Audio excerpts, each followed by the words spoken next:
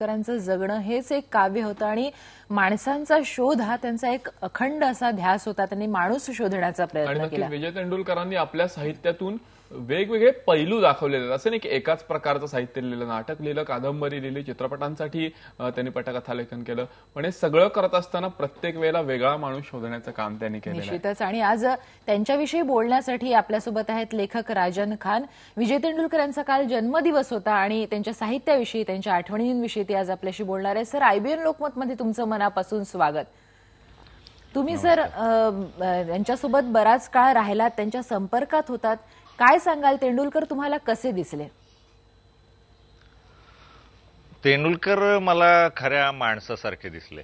म्हणजे ते लेखक म्हणून, नाटककार म्हणून आवाढव्यच उंचीचा माणूस होता तो. पण माणसांमध्ये माझ्या माहितीनुसार आताच्या काळात माणूस तसा शिल्लक राहिलेला नाही. आणि लेखकही बहुधा नाव मोठं मोठं होत जाईल तसा माणूस या जातीपासून फटकत जातो. मला हयात असलेल्या बहुतेक लेखकांमध्ये तेंडुलकरांमध्ये जिवंत असलेला एक माणूस कायम दिसत राहिला. आणि माणूस म्हणताना जे काही म्हणायचंय की एकूण त्याचे जे भेदांचे प्रकार आहेत किंवा क्रौर्याचे प्रकार आहेत माणसामधल्या, याच्यापासून पूर्णपणे अलिप्त आणि एकमेव खरा माणूस, या अर्थानं तेंडुलकर मला माणूस म्हणून दिसले आणि जाणवत राहिले कायम.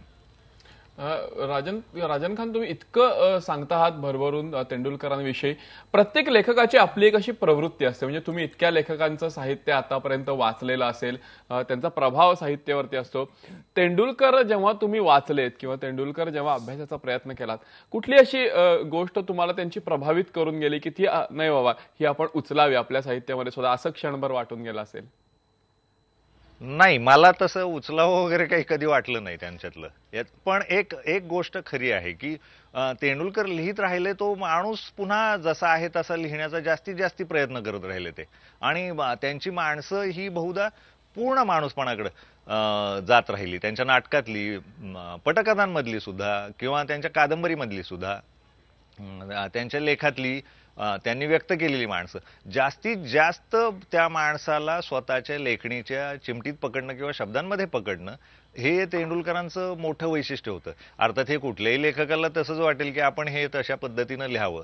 तेंडुलकरांनी ते फार टोकाला जाऊन, म्हणजे मला वाटतं टक्केवारीच्या भाषेत बोलायचं असेल तर 99.99% पर्यंत ती माणसं त्यांच्या शब्दांच्या चिमटीत यायची आणि ती जशी आहे तशी आपल्यासमोर व्यक्त व्हायची.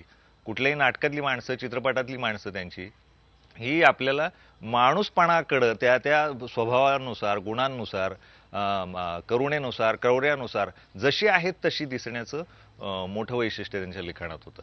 अगदी खरं. तुम्ही महत्वाचं बोललात सर की माणसं जशी आहेत तशी मांडणं, आणि यामध्ये तेंडुलकरांच्या लेखनाचं वैशिष्ट्य सांगावं लागेल.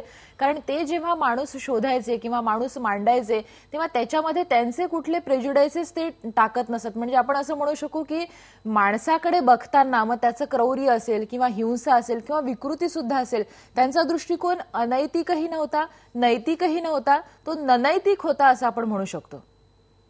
अगदी अगदी अगदी अगदी नैतिक. आणि मला असं वाटतं की तेंडुलकर तटस्थ होऊन लिहायचे, पूर्ण तटस्थ. म्हणजे तेंडुलकरांना माणूस जातीबद्दल फार प्रचंड आपुलकी होती, त्यांच्या पात्रांबद्दलही प्रचंड आपुलकी होती. पण ती माणसं लिहिताना लेखकांना जे एक पथ्य पाळावं लागतं की ती पात्र तटस्थपणे लिहावी, त्यांचा आपला संबंध नाही अशा पद्धतीनं लिहावीत. तेंडुलकर त्या बाबतीला फार परिपूर्ण होऊन लिहायचे असं वाटतं. अगदी खरं आहे. म्हणजे ही जी काही अलिप्तता आहे लेखनातली, ही मला वाटतं त्यांच्या जीवनातून सुद्धा त्यांच्यामध्ये आली असावी. कारण त्यांनी खूप, ज्याला म्हणता की त्यांच्या आयुष्यामध्ये सुद्धा वेगवेगळ्या पातळ्यांवर खूप संघर्ष केलेला. त्यांच्या जिवंतपणीच त्यांच्या पत्नीचा, त्याच्यानंतर त्यांच्या मुलाचा राजूचा आणि प्रियाचा मृत्यू त्यांना सहन करावा लागला. आणि म्हणूनच जीवनाकडे बघण्याची एक अलिप्तता त्यांच्यामध्ये आली, जी आपल्याला त्यांच्या लेखनातून सुद्धा ती जाणवत असते आपल्याला. आणि म्हणजे त्यांची नाटकं असू देत, त्यांच्या कादंबऱ्या असू देत, त्यांचे ललित लेख असू देत, त्यांनी छोटे छोटे काही लिहिलेले आहेत त्याच्यावरती, किंवा त्यांनी चित्रपटांसाठी केलेलं लेखन असू दे, या सगळ्या गोष्टींमुळे एक माणूस किती प्रकारांनी विचार करू शकतो, एक माणूस किती माणसं आपल्या कलाकृतीतून लोकांपर्यंत आणू शकतो हे तेंडुलकरांनी दाखवून दिलेलं आहे. राजन खान आज आपल्या बरोबर आहेत. आपण त्यांच्याशी याबद्दल बोलणार आहोत. त्यांच्याशी आणखीन काही पैलू तेंडुलकरांचे आपण उलगडून घेणार आणि आहोत. काही आठवणी सुद्धा आहेत राजन यांच्यासोबत तेंडुलकरांच्या, त्या सुद्धा आपण जाणून घेणार आहोत. पण इथे घेऊयात एक ब्रेक. पहा फक्त IBN लोकमत.